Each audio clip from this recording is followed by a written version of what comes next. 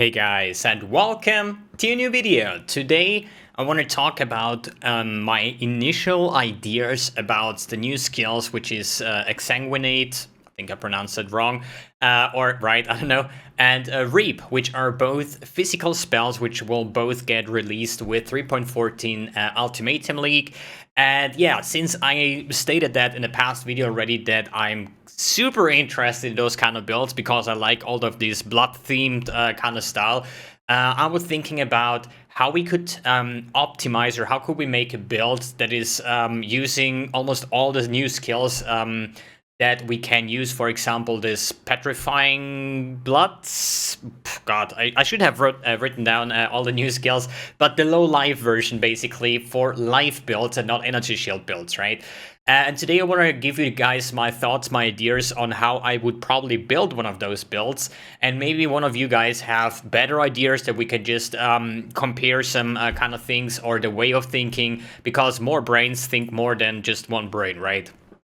But hey, so for the basics, it should be a low life build, and the core thing is that this time around it's completely new that we can actually play low life builds on live.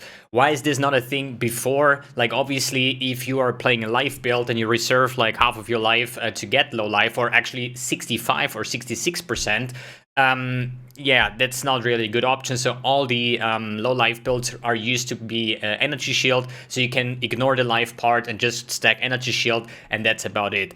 The same way with like other versions of builds, for example with Agnostic, that you just cannot play on low life just because your maximum energy shield is 0. So what do we know about this new low life is basically, if I can get up an icon over here, that probably makes it a little bit more easy. I think, wait, if we go a little bit back here on this official trailer, you know exactly what I mean. So now my webcam is exactly on the top side, right? So if we make this a little bit smaller, like it's about these weird spikes here on the health globe here, right?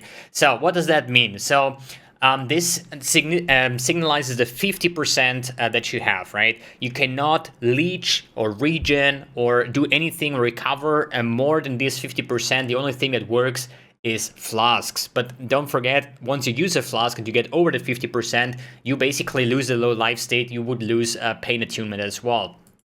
So what would be the best way to play a build like that? So one thing that I still want to mention here, we talk about the petrifying blood here, and it says 40% of life loss below is prevented, then 100% of life loss prevented. This way is actually, you take that over 4 seconds, which basically means you get 100% damage, 60% of that damage you get instantly, and the other 40% you get as a dot, basically 10% after every second, more or less, until the full damage prevented is actually dealt to you. So you're gonna have less damage taken from the hit, but you actually have another debuff, a dot, that is actually hurting you after a while, right? And I think this is on level 1. That means also that these values might scale. What if on level 20, 21, with an empowered 24, 25, I don't know, this gets up to like 70%. So you would actually only take like 30% of the damage and then actually degen afterwards. And thinking about how to make the best way out of this would, in my opinion, be Agnostic. So Agnostic is a keystone that I fell in love with once the first time I actually played it, and that was on the Bane Blight Pathfinder, which is basically a Pathfinder that is stacking mana flasks, is stacking mana, mind over matter, and just having hilarious amounts of life recovery rate based on how much mana you can sacrifice for that, right? So when I tried it for the first time, I was like, this is absolutely broken, and it didn't get changed at all in the past couple of leagues, which is kind of weird to me. It might get changed in this league. We don't know. We don't have patch notes yet, but I just want to give you some ideas about it, right? So my idea would be getting all these points together. I want to have, first of all, I want to have, let's actually write this down to make it a little bit easier. So I want to have low life through the petrifying blood. Probably wrong written, but hey, who gives a fuck, right? So petrifying blood, that means we only have 50% life and 50% kind of life, let's say, can't be recovered in that regard. besides flasks. So as a Pathfinder, I do have life flasks. So the thing is, if I use a life flask, I would actually lose low life, right? So that's why I actually want to reserve 51% reserve. That's the first thing that I want to do, so I will maintain the low life at all times. So why do we want to go low life? Obviously, the Exsanguinate and the Reap. So either of those two, we're going to see what we're going to play. Both are the same. Both are physical. Both are spells. So we want to have low life. And why do we want to have low life? Because of pain attunement. So that's the first keystone that I want to have, is pain attunement. Let's write this down. Pain attunement, 30% more spell damage, which counts then for our let's say Exsanguinate with the on-hit damage and the damage over time, it actually leaves. Good. That means that even if I have life flasks, I will not lose the state of low life. The next thing is, I want to play with Agnostic, because I think with Agnostic we can sustain all kinds of damage sources, which is Righteous Fire, like all these kind of things that are degenning me. I never feel them. So I was playing my, let's say, the Baneblight Pathfinder in 3.12. That was High Sleek. That was not Harvest Crafting with Indigon and stuff. And I want to use that the same method here, right? And you might think like, yo, you have 3k life. That's ridiculously low. You're like not tanky at all, right? Which is not true. This character had 3.3k life. It was level 95 and didn't die a single time in the entire course of leveling. Then I played it last league. Pretty early, it was the same kind of build. It only had 2.5k life, and I actually face tanked Maven, or at least like almost all of her abilities. So it is actually ridiculously tanky just because how insanely strong Agnostic is. So I know, okay, we get damage and it will leave a dot. Everything that is a dot doesn't really care, at least doesn't affect me at all, because I have Agnostic. I will recover probably 2,000, 3,000, 4,000 life per second with my hybrid flask with the damage mitigation of Pathfinder itself. So let's say I want to have Agnostic on the next part. So that's the big issue that I have on the build, right? So it will be a Pathfinder, Ranger, Pathfinder. Obviously for all the flask nodes, we're gonna make like super insane, crazy flasks, more or less, mana flask and life flask, basically. So it would look like that I just take like life nodes, some mana stacking nodes, more or less, right? Then jewel slots, and then we would take Supreme Ego, go over here with the all resistance. But here we're not going to take Supreme Ego. Here we're actually going to take in Chainbreaker, but this is something I want to talk a little bit later. And then we're going to go up to Agnostic. So this is basically the first thing that I want to do. Let's skip that for now. That I say, okay, I'm Pathfinder Ranger, start going over here and take Agnostic for the first part. So then we have Agnostic. How do we get the next thing, which is Mind over Matter? Why do we have? Why do we want to have Mind over Matter? Obviously, we're gonna do mana stacking, and mana is actually the better life, I would say. And with the amount of mana and life that we're gonna sustain from our flasks itself, with all the damage mitigation, Mind over Matter is definitely the way to go. So that's the next thing. We have to go from Agnostic to Mind over Matter, which is this part over here. The thing is, I want to play with an Indigon. I mean, I know there's like a lot of information just thrown over here, right? But I just want to try to sort all my ideas that I have for the build, just to give you guys an understanding on how or why do I pick certain choices, right?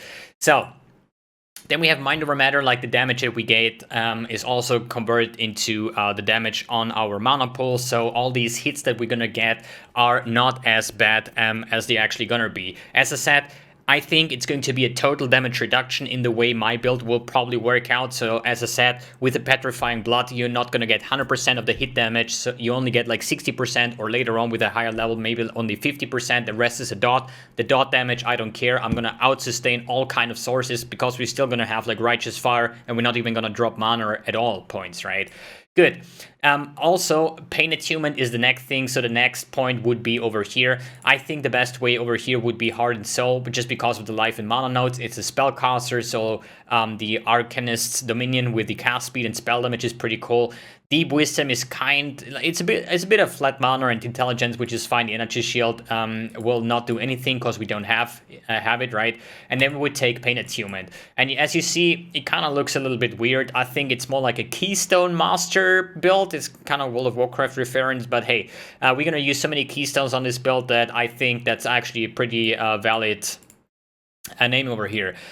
Here, I'm just gonna throw in the Chainbreaker, which is a lethal pride, because this is also then a form of damage stacking. So we're just gonna throw this over here just so I can transform this to Chainbreaker, which is then with Divergent Berserk.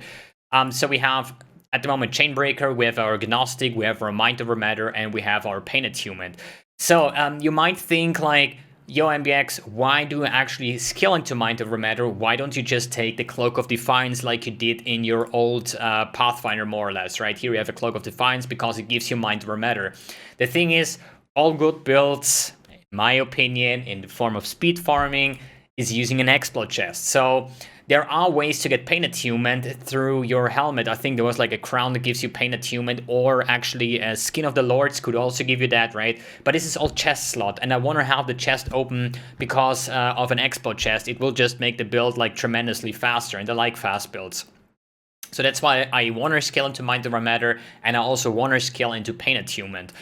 The next thing is that I want to take, since we run Agnostic and we're not going to have Energy Shield, means that we can use Face Acrobatics. So Face Acrobatics gives you a lot of chance to dodge attacks and spells, which makes us a lot more tanky. So I would probably just go through the Herbalism nodes because of the Flask nodes over here and go over here.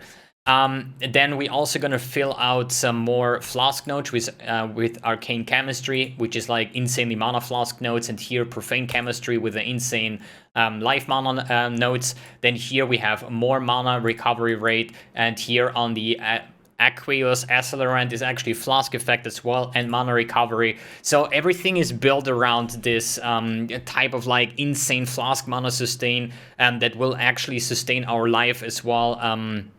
As all the skills that we're going to use. I think it's going to be insane at some part.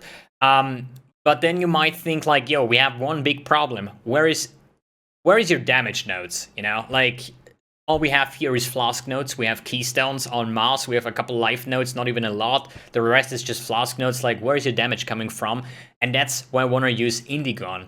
So Indigon is basically a helmet that scales, or at least makes your mana cost even more expensive after every cast, but therefore you get spell damage, and this up to 2000%. So we don't have any gem information yet. I don't know how much base mana cost all of this will have. If I have to opt in like these gloves that will give you increased mana cost of skills, or here the Dreamer, I think, was it? Reduced mana cost. Yeah, Forethought with increased mana cost. I don't know if this is necessary or not. It's insane mana nodes as well, but we're gonna see these are all like things that will come once we actually develop the build, right? So we have Face Acro. Then I also would like to go with either the Omeocan boots like I used on this build as well, just because it gives you maximum mana. It gives you chance to dodge spell and attack hits up to 5,000 mana, more or less at tops. So that's the way that we want to have like 5,000 mana on top of that. And that will also mean that we have Onslaught while we are not on low mana, which means all the time basically, right? And with that, we would actually opt out on like, I think like 60 or 70% dodge and spell dodge, and we could actually fix that with a Quartz Flask to get max spell dodge and attack dodge, which I think is going to be insane. And then we're basically gonna have here like room for large cluster jewels over here, I think. Wait, 1, 2, 3, 4, 1, 2, 3, 4. I think this one is better because here is maximum mana nodes and here are elemental nodes. But I think that might be the core setup for the build. And going back to the damage, what would be our damage, right? We would have 30% more spell damage due to Pain Attunement, right? Then I want to have, we probably going to have like somewhere 40 to 50% more spell damage due to Divergent Berserk, which we're going to have with Pain Attunement. If you say like, yo, then you have like literally no mana regeneration. We do have some mana regeneration. This will get converted into rage regeneration, what we actually want to have to sustain our rage, and the rest is just coming from pure mana flask. So we are not even going to be affected by no regen maps, for example.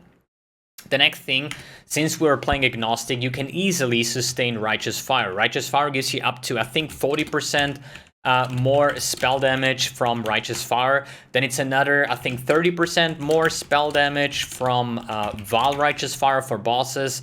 Then we're gonna have, wait, it was Pain Attunement, Berserk, Righteous Fire. I think that's pretty much it. We're probably gonna end up at like 150% more spell damage just from those sources. Then we have Indigon, which gives us 2000% increased spell damage. This is obviously if you can have like 16,000 mana spent in the past 4 seconds, something like that. I don't know if this is going to work out or not. It's going to be hefty, but in the end, even if it's only 1000% increased spell damage with that more multiplier, it's going to be insane. So the question is, okay, we have like shit tons of more damage. We have a shit ton of increased spell damage.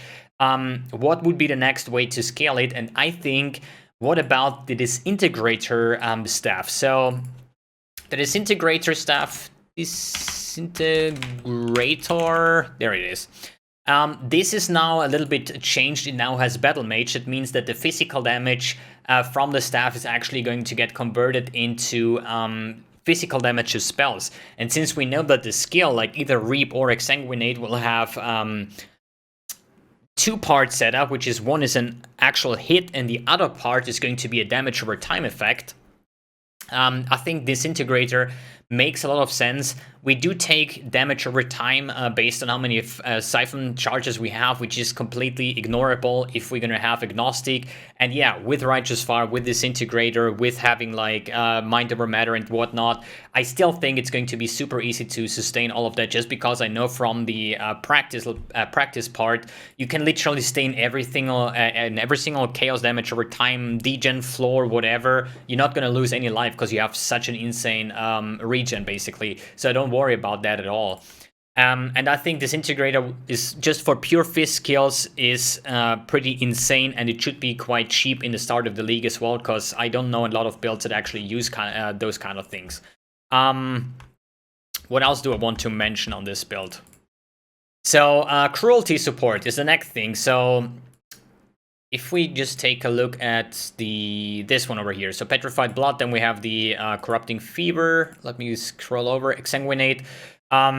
Chains up 7 times, which is actually quite insane, as well as you, this is all level 1, so I don't know how many times it will chain afterwards. There might actually be a version where you could play a cast on crit with that one, so it would work like a cast on crit arc build, just it's a pure fizz build and it's like a blood build. I think that might actually be another cool way to go. The same with Reap, maybe on cast on crit as well. But then we also have this new Cruelty Support, which probably gonna work out. You get more damage with hits, which is okay because this is one part of our damage, and the cruelty buff will give me probably more damage to damage over time effects, which doesn't really show it over here, right? But I think Chris stated something like that the cruelty buff will actually give him more damage over time. So the harder you're gonna hit with your ability, the harder the dot will tick, and it's going to be like a 50-50. So comparison from this new Reap and Exsanguinate skill to Blade Vortex, for example. Blade Vortex is a pure physical spell, right? But it doesn't have a damage over time effect, right? So the best way to play Blade Vortex is actually to converting the damage using like an Eternity Shroud, for example, going into from Fist to Lightning into Cold with like Call of the Brotherhoods would be an option. All the sources to get Fizz's extra, Herald of Ash, for example, Hatred, Amulet stats on your weapon stats, like all kinds of things that gives you Fizz's extra to scale tremendous amounts of damage. Would you do the same on the new blood skills? I don't think so. The reason for that is I think that this damage over time debuff will only come from the actual hit from what you're doing, right? But this is only the physical part. So if I would go physical to lightning, I think that I will basically have no damage over time effect. And what I think if I would like convert all the damage from Exsanguinate into lightning, for example, it would be a lightning Exsanguinate, got this name. And I think it would be a worse version of Arc, right? So I would actually stay with the pure physical version and really scale both the on-hit and the physical like it's supposed to be, with Cruelty Support and other things like Petrifying Blood and stuff. And I think it's going to be the proper way to scale it. And as I said, we need to wait for gem informations, for patch notes. It needs to be tested, because not every build in Path of Building that looks shitty on Path of Building is actually really good in-game, or the other way around, right? I played builds that look like really good in Path of Building, but were actually like super shit to play on top of that, right? So another thing that I was wondering, just some hindsight, if you're thinking about taking the new shield, since I where's the new shield? The new shield. So this shield gives you actually Corrupted Soul, Divine Flash, Eternal Youth, Everlasting Sacrifice, big question mark over there, Immortal Ambition, and Val Pact. So somebody on Reddit actually made the screenshot over here where you see all of the things, right? And like Val Pact and Eternal Youth are actually not that great together, because Val Pact like doubles your leech, right? Eternal Youth halves your leech, for example, right? But what if you actually like manipulate your skill tree to actually take care of that? That means Eternal Youth is over here, right? There's Eternal Youth here, right? So you take the shield and you get all of these keystones. But what if you actually would scale over here and take Lethal Pride over here, and you actually convert your Eternal Youth into Chainbreaker? Then your shield will actually give you Eternal Youth, but this is just a placeholder for that keystone. So if you convert that keystone, you're actually going to get rid of one of those, and you actually save a skill point on top of that. But I'm just thinking, I think you can take a really good use out of that, but the question is on which kind of build. The only thing that makes sense in this whole image would be Eldritch Battery, where Eldritch Battery basically lets your energy shield cover your mana instead of your life, so you don't have to deal with the downsides. But for my build, for example, using Agnostic, that means I don't have energy shield. That means all the versions of energy shield I can completely ignore. Divine Flash, Corrupted Soul. Corrupted Soul wouldn't give me anything, right? I mean, chaos damage or non-chaos damage bypasses energy shield. I don't have energy shield, right? You gain 20% max life as extra energy shield. I don't have energy shield. It's 0, right? I can have like 1000% max life as extra. Yes, wouldn't give me anything. So Corrupted Soul would be off the table. Divine Flash only good if you have a maximum chaos resistance. Immortal Ambition doesn't have any downsides for me. It just gives me Overleech, which is kind of pretty nice. Then you have Val Pact, which is like double leech, but Eternal Youth would make it bad. So I personally would play it the way on my build, without Disintegrator, obviously, that you just get damage leeched as life. You double that with Val Pact, you get Overleech. You need to have a Chaos Res cap to actually not make your build squishier with Divine Flash, because if you have negative Chaos Resistance and 50% of the ally damage you get as Chaos, you're gonna get way more damage at the end than without Divine Flash. Corrupted Soul would be off the table, and then the Eternal Youth I would basically convert into Chainbreaker, for example. And yeah, that's basically the kind of ideas that I would have, that I would say I would build it this way, and this would work with both Exsanguinate and Reap. It just is the question what feels better and what would be cooler to play. But I think the question is this a league starter? No, it's not really a league starter. So why do I share the video then? Just because I like theory crafting and I spent the last couple of hours with this fancy ideas how to get everything going and still maintaining an exploit chest, for example. But the thing is, how much budget would you expect for a build like that? I would say like 20-30x, maybe. And this would be the budget version, I would say. But it's still something that you can work towards. So if I would league start this, what I might gonna do, just why not? I like progression characters, and I don't have a problem like trying to make expensive characters work in the start. I would probably, I think the best way would be a Toxic Rain character, Toxic Rain Pathfinder, and once you have like 10x or 15x, and then you would slowly convert into an Agnostic character, and then see if you can actually stack your cluster jewels, and once you have your cluster jewels, you can opt in the Agnostic and Pain Attunement low life version.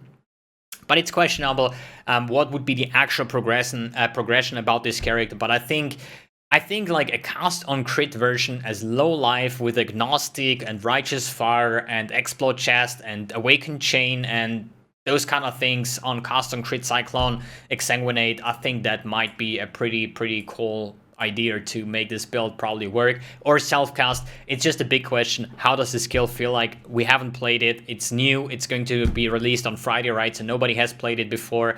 But if it works like an arc, you know, just a better arc that is actually chaining more, because the normal arc actually chains like 4 times on level 1, and the Exsanguinate actually is chain 7 times on level 1.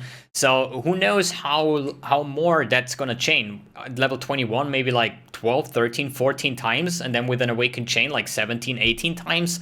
That would be ridiculous if that works the way it sounds like. But hey, in the end, it's just about testing. I just want to share my opinion about these new skills, and maybe I'm actually going to start this, even if it's a very bad idea. Don't forget, it's always good to league start a build that you know, and that is going to work out, that is cheap. You know, like Blade Blast, Blade Fall, a Bleed Bow maybe, an Essence Drainer, a Miner or something like that. Always a good choice, you know. I'm just like different. I'm like, yo, this skill looks fun. It's new. I want to test it, right? Even if it's probably not gonna be cool, or maybe it's like Crackling Lance, you know. Like Crackling Lance is actually a good skill if you have the right amount of currency. But I remember when I tried as a league starter, it was terrible. I had to like swap away on the day 2, I think, because I gave up. There was like no damage to be made, right? But once you have currency, once you have the build going, then it's actually really cool. Maybe Exsanguinate is the same. We're gonna see. Maybe it's overpowered. We don't have any numbers, but yeah. That's it for today's video, I think. Alright guys, thanks for tuning in, thanks for watching, and see you on the next video.